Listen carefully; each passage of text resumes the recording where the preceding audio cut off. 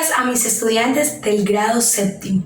El día de hoy vamos a trabajar una nueva temática complementaria. Les recuerdo que continuamos con los temas complementarios del tercer periodo académico 2020. De modo que hoy también trabajaremos ortografía y la temática será el uso de la coma. ¿Cómo se dará la dinámica de la clase?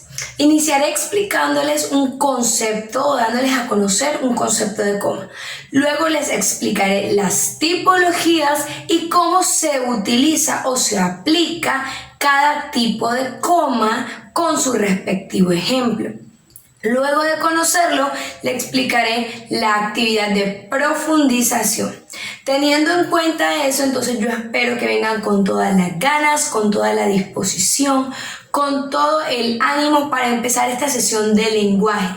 Les recuerdo que tomen apuntes. Tomar apuntes no es escribir al pie de la letra todo lo que está diciendo la profe. No, tomar apuntes es escoger aquellos puntos que son cruciales, aquellos puntos que son primordiales de cada temática y entonces escribirlos para poder estudiarlos con mayor facilidad y que nos permitan profundizar o interiorizar mejor las temáticas que estamos viendo. Teniendo en cuenta eso, vamos a dar inicio a esta sesión del día de hoy. Como les decía con anterioridad, la temática del día de hoy es el uso de la coma. Y esta temática corresponde a ortografía. Estamos aprendiendo aquellos aspectos que nos van a permitir escribir de la manera adecuada. Es importante que los apliquemos entonces desde que los aprendemos. El uso de la coma vamos a iniciarlo con un concepto. ¿Qué es la coma? La coma es un signo ortográfico de puntuación que genera o que da una pausa más breve que la de un punto, es decir, que estamos hablando de una pausa corta. Voy a hacer un paréntesis aquí y les recuerdo entonces el uso del paréntesis. Cuando yo digo voy a hacer un paréntesis aquí, me refiero a que voy a hacer una pequeña pausa y voy a aclarar, explicar o ampliar esta información que yo les estoy dando. Entonces, abro paréntesis y les agrego, les amplío, les explico la información que estoy dando, cierro paréntesis y continúo con la temática. Entonces, cuando les digo, voy a hacer un paréntesis aquí para aclararles o para decirles, porque es necesario que lo sepan, que la coma, a diferencia del paréntesis, de las comillas, no es un signo ortográfico doble, es un signo ortográfico simple. ¿Por qué? Porque no se utiliza al inicio y al final. Ustedes saben que nosotros vamos a utilizar las comillas angulares claramente. Y esas comillas las escribimos al inicio de la oración o al inicio del texto que queremos citar y al final para cerrar. Lo mismo hacemos con los paréntesis. Abro paréntesis, agrego texto, doy explicación, cierro paréntesis. No ocurre con la coma. Yo escribo mi frase, escribo mi oración, pongo la coma. Esa coma se utiliza solamente, en este caso no se utiliza antes. Voy a poner una coma antes para abrir y voy a utilizar una coma para cerrar. No es un signo ortográfico doble, es un signo ortográfico simple. Listo, entonces cierro paréntesis y continúo con la explicación del concepto que refiere a la coma. Les decía que es un signo ortográfico de puntuación que genera o da una pausa más breve que la pausa del punto. Es decir, que es una pausa corta sumamente, es una pausa de microsegundos. Entonces, esta pausa generalmente, o esta coma generalmente se utiliza en todos los textos y nos cambia o varía el sentido de la oración teniendo en cuenta el tipo de coma que utilicemos en el contexto en que la utilicemos. ¿Cómo vamos a saber esto? Conociendo entonces los tipos de coma y cómo los utilizamos. Les voy a explicar a continuación cuáles son las tipologías o los tipos de coma y cómo son sus usos.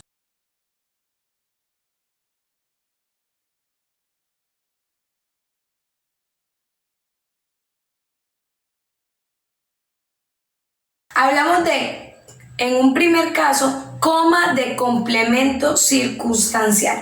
Este complemento circunstancial lo podemos encontrar o lo podemos conocer como CC, complemento circunstancial. Entonces, lo que hacemos con esta coma es que nos ayuda a separar el complemento circunstancial del sujeto dentro de la oración, ¿sí? No vamos a poner coma si no se menciona al sujeto luego del complemento o antes del complemento circunstancial. En caso de que no se nombra al sujeto, no se pone la coma. Entonces usted me dirá, profe, ¿cuáles son esos complementos circunstanciales? Los complementos o el complemento circunstancial puede ser de modo, puede ser de lugar, puede ser de tiempo. ¿Y cómo lo identifico? ¿Cómo sé cuál es? Les voy a poner un ejemplo para que ustedes tengan mayor claridad y luego les aplico el concepto.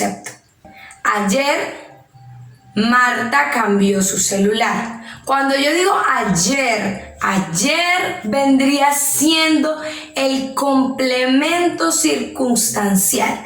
Por tal, entonces yo debo estar atenta a este complemento y les recuerdo, solo si se menciona al sujeto, yo voy a poner una coma. Entonces yo digo, ayer Marta cambió su celular. Si yo digo esto, estoy mencionando a Marta, que es el sujeto de la oración. Entonces, el complemento circunstancial es ayer. Yo digo ayer, coma, Marta cambió su celular. Ahora, ¿necesariamente debe ir el complemento antes del sujeto? No, yo puedo decir, Marta cambió su celular ayer. Entonces, cuando digo Marta cambió su celular, coma, ayer, lo separo del complemento circunstancial. ¿Qué es el complemento circunstancial? Es aquel que define una situación que puede ser de modo, de lugar, de tiempo. Entonces, cuando yo digo ayer, me está refiriendo a una situación que estoy describiendo en la oración, que es que Marta cambió su celular. Es una situación que se dio ayer. Al ser ayer es de tiempo, porque me está refiriendo a un tiempo específico, pasado, presente, futuro. Entonces, hablamos de que los complementos circunstanciales son aquellos que me definen una situación dentro de la oración. Y es una función sintáctica del español. Quedando claro qué es el complemento circunstancial y cómo se aplica la coma, que es realmente muy sencillo si le prestamos atención del complemento circunstancial, vamos con el segundo caso, que es la coma de conector. La coma de conector es aquella que yo escribo siguiente de un conector lógico que me indica que yo voy a continuar con una información, con una idea, con un argumento.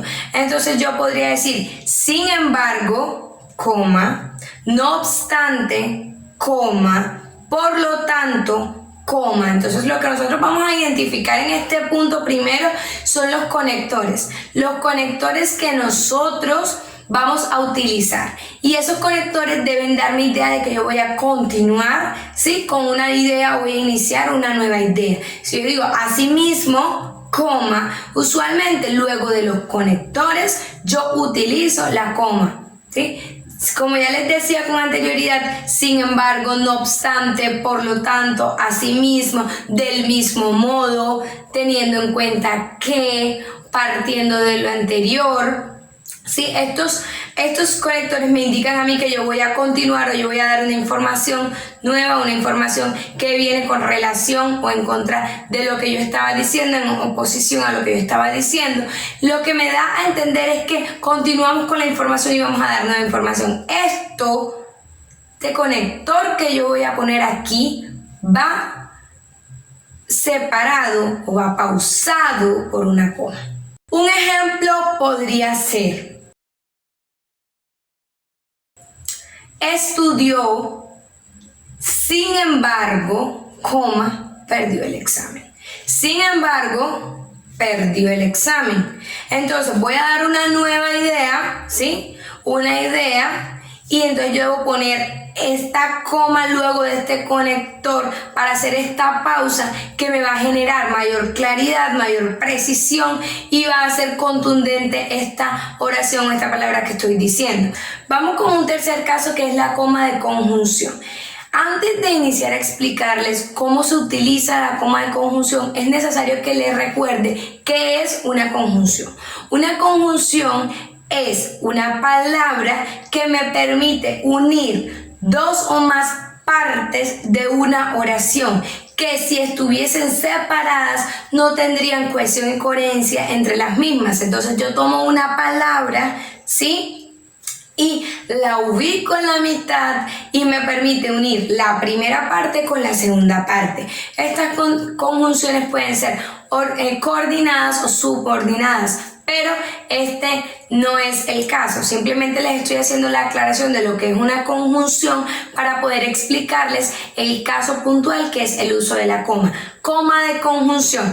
En este caso, la coma se escribe antes de la conjunción, ¿sí?, y se continúa con la conjunción. A ver, es importante que no confundamos una conjunción con un conector lógico. Es por eso que debemos buscar, ¿sí?, cuáles son las conjunciones y cuáles son los conectores lógicos. Debemos conocer bien qué estamos diciendo y cómo lo estamos diciendo para no dar a entender o no escribir cosas que no debemos. Entonces, una conjunción podría ser pero, podría ser aunque, podría ser no obstante. Ahora bien, no obstante también podría servir como un conector lógico. Es necesario que identifiquemos bien, porque si yo voy a usar no obstante como un conector lógico en una oración, entonces yo voy a poner la coma luego de no obstante, porque lo estoy utilizando como un conector en este caso específico.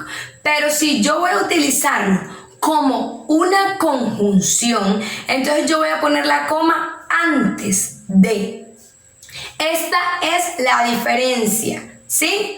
Si yo voy a decir, si voy a poner la coma antes, yo estoy usando este no obstante como una conjunción. Si yo voy a poner esa coma luego de escribir no obstante, entonces yo la estoy utilizando como un conector. Vea como una simple posición de la coma en el texto, en una oración, puede cambiar completamente el sentido de esa oración y puede cambiar completamente el sentido del texto y la función de una palabra. Como les decía, no obstante puede ser un conector, pero también puede ser una conjunción. Entonces, ¿cuándo la utilizamos como una conjunción y cuándo la utilizamos como un conector? Solamente poniendo una coma. Un ejemplo entonces de la coma de conjunción sería: Susana decidió ir, pero revisó el informe antes de llevarlo. Entonces lo que yo quiero decir en esta oración es que Susana va a ir a un lugar a llevar un informe. Pero ¿cómo uno yo estas dos oraciones? Susana decidió ir, revisó el informe antes de llevarlo. Entonces yo agrego pero. Pero vendría siendo en este caso una conjunción porque me permite unir una o dos partes de una oración para darle coherencia. En este caso, al poner la coma antes del pero, estoy mostrándola como una conjunción. Susana decidió ir, pero revisó el informe antes de llevarlo. Entonces estoy haciendo una coma de conjunción. Vamos con el cuarto caso. El cuarto caso es la coma explicativa. La coma explicativa, como lo dice la misma palabra, nos permite explicar o ampliar la información que estamos dando en una oración o en un texto. Este tipo de coma lo que hace es que nos explica o se ubica en una información que no necesariamente debe decirse o que se puede omitir sin cambiar el sentido y perder el sentido del texto. Un ejemplo sería: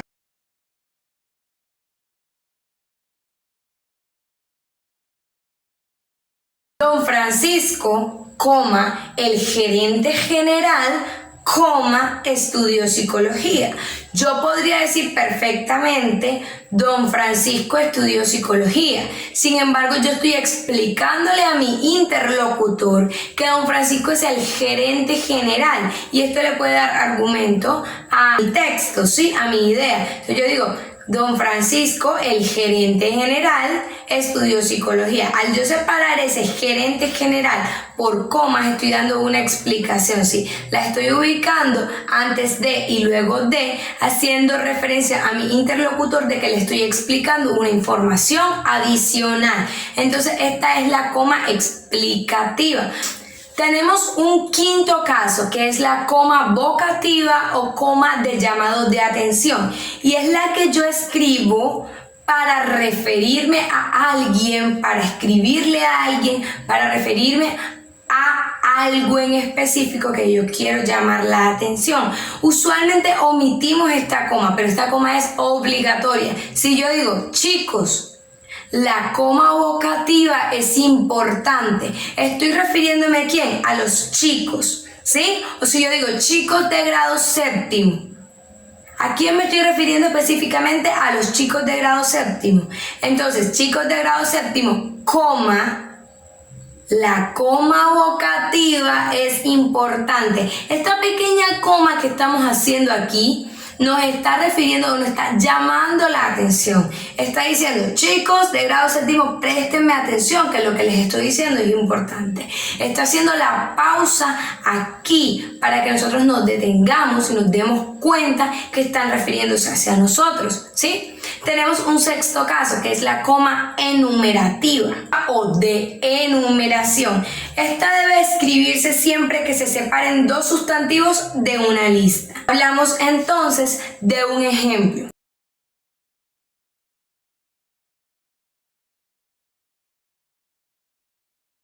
Ayer compré 2 camisas, coma, 2 pares de zapatos, coma, 3 medias y un bolso. Cuando yo estoy enumerando o estoy haciendo una lista dentro de un texto, yo utilizo la coma de enumeración. La escribo después del sustantivo al que estoy haciendo referencia, que estoy enumerando. Si yo digo 2 camisas, coma, 2 zapatos, ¿sí? Estoy haciendo referencia a que compré un par, pues, o estoy haciendo referencia a que compré 2, puede ser 3, puede ser 5, pero estoy enumerando. Al momento de enumerar, yo hago la pausa y continúo. Esa es la coma enumerativa o coma de enumeración. Conociendo entonces esos 6 tipos de comas, vamos a realizar la actividad de profundización que está en la parte de abajo de este video. No olviden también descargar cultura general y escribir dudas e inquietudes puntuales sobre este video para poder socializarlos en los encuentros sincrónicos. Les recuerdo que para enviarme las evidencias, mi correo electrónico es camilapalomo5@gmail.com. Mi número de teléfono 315-213-1066. Espero que esta clase haya sido de su total agrado, que hayan aprendido muchísimo y nos encontramos en la próxima sesión de lenguaje. Hasta luego.